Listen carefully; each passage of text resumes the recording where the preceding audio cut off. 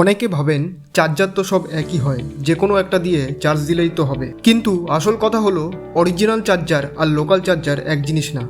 Original চার্জারে company ঠিক করে দেয় কতটা ভোল্টেজ আর কতটা কারেন্ট দিয়ে আপনার ফোনটা চার্জ হবে। মানে সেটা সায়েন্টিফিক্যালি সেট করা থাকে যাতে আপনার ফোনের ব্যাটারি সেফ থাকে।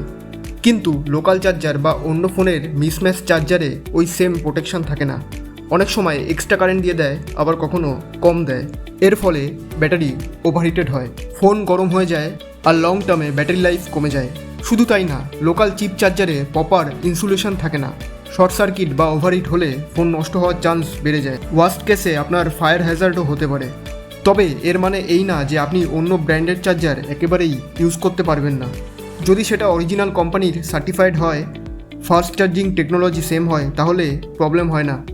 কিন্তু রোড সাইড লোকাল চার্জার বা মিসম্যাচ চার্জার রেগুলার ইউজ করলে আপনার ফোনের ব্যাটারি হেলথ অনেক দ্রুত খারাপ হতে পারে।